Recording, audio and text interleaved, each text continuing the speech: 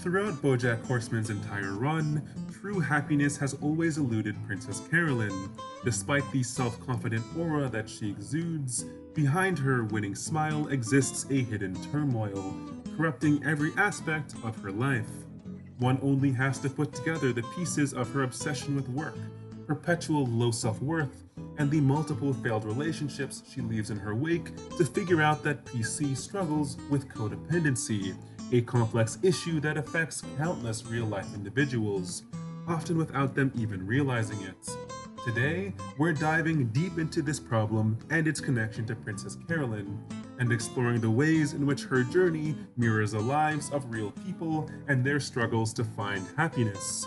This video is split into two chapters. In the first, we'll learn what codependency actually is, and in the second, we'll examine the effects it had on PC's life and how it prevented her from finding happiness. So buckle up and prepare for a journey through the intricate web of codependency with Princess Carolyn as our guide. First, we have to go way back into Princess Carolyn's past and examine her childhood. To say that it was difficult would be a massive understatement. She was born in Eden, North Carolina, as the youngest of 12 in a very poor family. Her mother, Cutie Cutie Cupcake, was a live-in maid for the wealthy Wallace family, and she and her own family lived in a room above their garage. However, as Cutie was an alcoholic and often too drunk to do any work herself, her kids would often have to pick up the slack and do their mother's job for her. By the time PC was a teenager, all of her siblings had already left home, and PC was doing her mother's entire job by herself. However, PC felt as though she had to stay, as she was the only child her mother had left. Luckily, once she turned 18, she was accepted to UCLA and able to leave her broken home behind. And now that we've gained a better understanding of her past, let's move back to the present. There are three main symptom groups through which codependency usually manifests. The first is delusion, distorted thinking.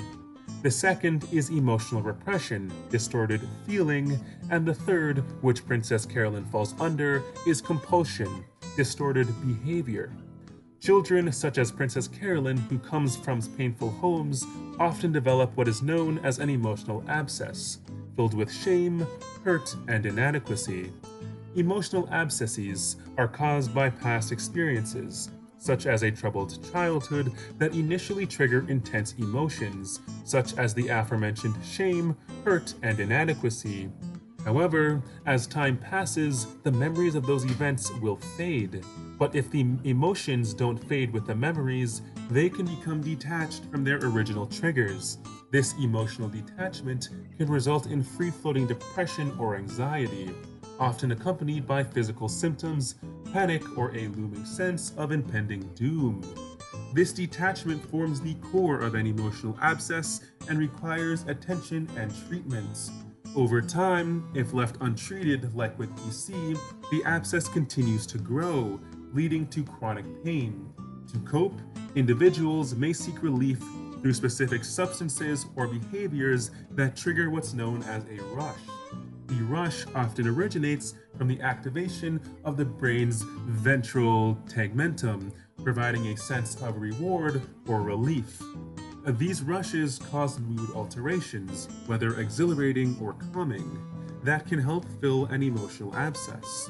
The issue of codependency ultimately stems from the pursuit of these rushes induced by self-defeating behaviors, which result in the subject turning to increasingly compulsive and addictive behaviors to keep the rush coming.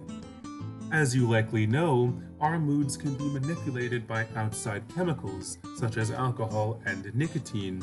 But what you might not know is that the same effect can be caused through selected, repetitive behaviors that release internal chemicals, like dopamine or serotonin. It is the excessive reliance on these chemicals, whether internal or external, that can lead to the disability associated with codependency. C. Robert Cloninger has identified 3 personality dimensions in chemically dependent individuals, which are also found in many codependents. 1. The reward dependent, 2. The novelty seeker, and 3. The harm avoidant. Novelty seekers seek excitement and are never satisfied, enjoying crisis and adventure. Harm avoidant individuals prefer stability, avoiding conflict, and risks to maintain an easy life and normal outside appearance. Princess Carolyn is a reward-dependent individual, always seeking rewards, striving for control to maintain the status quo, and basing self-worth on accomplishments, possessions, and approval from others. This is exemplified by workaholics, which Princess Carolyn is, who release adrenaline and dopamine, medicating themselves as well as individuals using substances like marijuana. These inherited traits are present in everyone and can grow into balanced, mature, and flexible behaviors that we can use. Problems arise when they become exaggerated and lead to personality disorders, such as in the case of Princess Carolyn, where her reward-dependent traits morph into obsessive compulsiveness and passive aggressiveness. As previously mentioned, there are two types of chemical dependence: internal and external. There are three components necessary for external chemical dependency. 1. Genes that result in a person being susceptible, the person. 2. An agent that can cause the disease, such as alcohol, the process. And 3. A permissive or even a promotive environment or society allowing for the person and agent to get together, the planet. There are distinct differences between different outside chemicals. While they all require certain genetic factors to become addicted to them, which around 10 to 20% of adults in the United States have, they all have varying addictive abilities. Some outside drugs, such as opioids, are far more addictive than different outside drugs, like caffeine, and can require far more effort to become sober.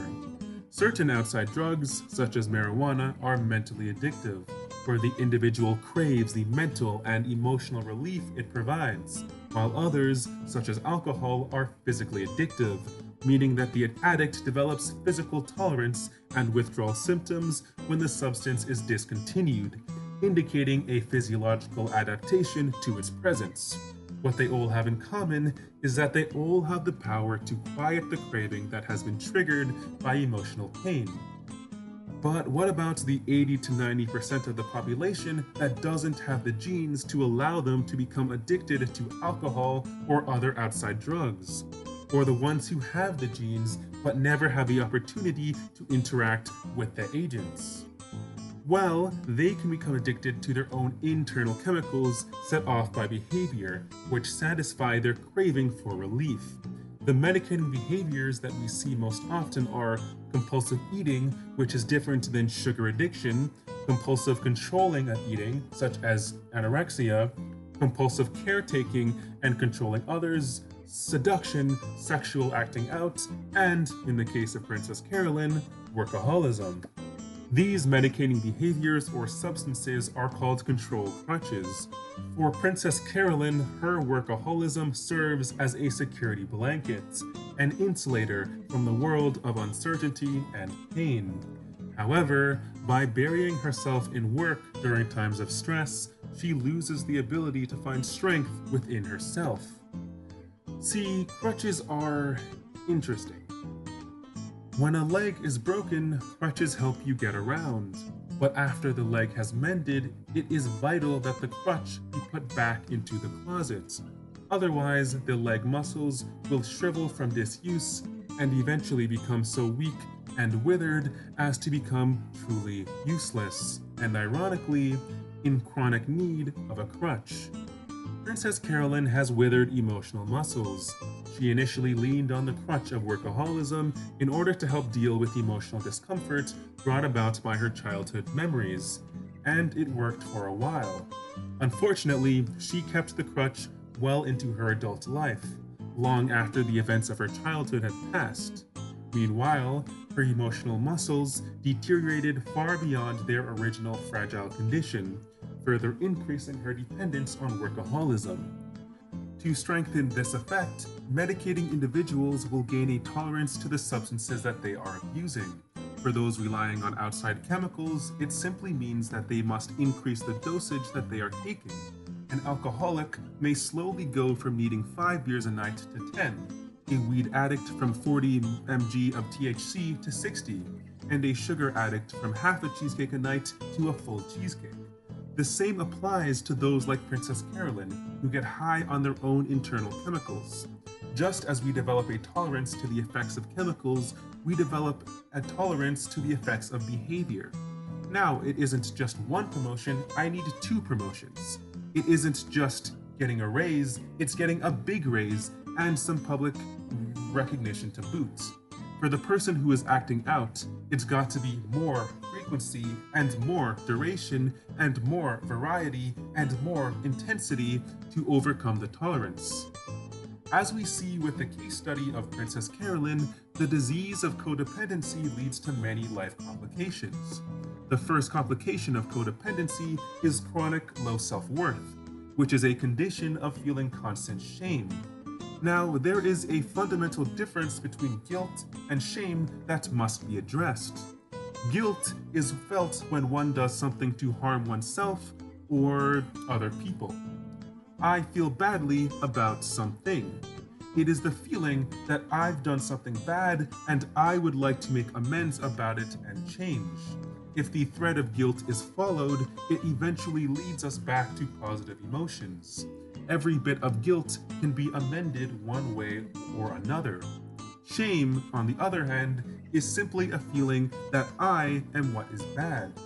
I am bad, not that I did something bad. I am simply faulty. I am bad.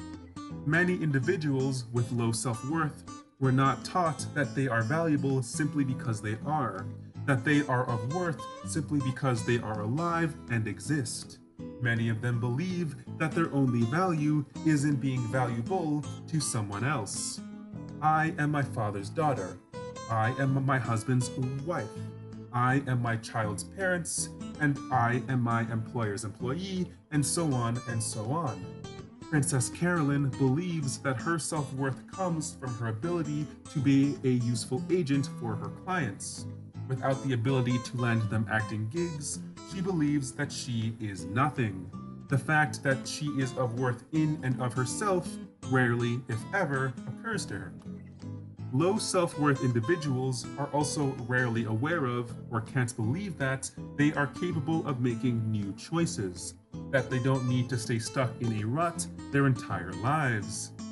For example, in the episode Best Thing That Ever Happened, BoJack asks PC why she is an agent at all if it makes her so miserable, and she says that it's what she's good at, and that she doesn't know what else she would do. That's absurd. PC is in her 40s. While perhaps a bit late to do a full career change, she could absolutely take a different position within the talent management industry. Similarly, when Vim folds, Ralph is able to convince PC to take some time off working as an agent and focus on herself. But no matter how hard she tries, PC is simply unable to leave her work behind. Soon after leaving her role as an agent, she starts up a new business working as a manager. She insists that being a manager is fundamentally different from being an agent, but it really isn't the job title that's important. PC derives her self-worth from working herself to the bone for other people. She is unable to change and take a new path in life for fear of being worthless. She continued to work as a manager even when Ralph told her that it was damaging their relationship, showing that PC's codependent tendencies overpowered her desire to make their relationship work. Speaking of Ralph and PC's relationship, that brings us to our second life complication, which is an offshoot of the first: chronic relationship problems. Ralph and PC had one of the most healthy relationships in the show. They clearly cared deeply for each other and wanted to make it work, even trying for a child together, although we all know how that turned out. Unfortunately, it was doomed to fail from the start. See, a relationship involves caring for and paying attention to one's partner. Codependent individuals who are emotionally frozen and behaviorally compulsive often aren't capable of doing this kind of work. Until they treat their emotional abscess, their partner will never be their major focus in life and will always be second fiddle to their control crutch. Case in point, work and the sense of self-worth she gained from it was always more important to Princess Carolyn than Ralph, to the point where she was willing to strain their relationship for it. The belief that her self-worth came from her ability to be useful to others is actually why PC's unhealthy, on-again, off-again relationship with BoJack lasted as long as it did. As much as PC complained that BoJack was needy and always needed someone to bail him out, she secretly loved it. By enabling him to continue to be self-destructive, just as she enabled her mother when she was a child, she ensured that she would always have someone that needed her. And from having someone that needed her, she could gain a feeling of self-worth. Because ultimately, that's what it always comes down to for Princess Carolyn. Her breakup with Ralph, relationship with BoJack, desire to start her own company and take on more clients, pivoting to become a manager, intense need to work. Everything about Princess Carolyn ultimately comes down to her wanting to feel like she has worth. So what now? How does Princess Carolyn move forwards? To answer that question, let us turn to one of the most famous philosophers in history, Aristotle, and his philosophy of virtue, ethics. Many codependents, such as PC, base their actions and choices around the relationships and the needs of others. Aristotle posited that living a virtuous life involves finding the golden mean, a balance between extremes. Princess Carolyn, in her pursuit of pleasing others, found herself trapped in a cycle of excessive self-sacrifice, leading to her neglecting her own needs. She needs to learn to dial it back, set some healthier boundaries, and focus more on herself. This isn't to say that she needs to become entirely self-centered, but rather that she needs to find a sustainable middle ground between being egocentric, always putting her own needs above others, and being sociocentric, always putting the needs of others above her own. And we actually do see this in the show's finale. She finally musters up the courage to refuse BoJack as a client. Honestly, there's a whole other video's worth of analysis I can do on the significance of this, but I'll try my best to keep it brief.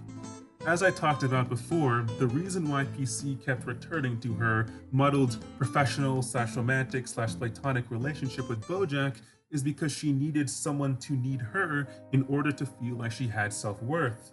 I don't think she ever really loved him. BoJack's dependence simply served as a convenient crutch she could lean on to supplement her lack of self-worth. By cutting this toxic relationship out of her life, she's proved that she doesn't need that crutch anymore, and that she's learned that she has intrinsic self-worth independent of being able to be valuable to others. She shows that she doesn't need one-sided relationships anymore. She has learned how to set healthy boundaries with her clients and is able to consider if they are worth the trouble that they will cause her. That's not to say that Princess Carolyn has completely reached the golden mean. I mean, she did use her wedding as a chance to network with potential clients. But she's come a long way since the first episode of the show, and there's no doubt that eventually she will beat her codependency.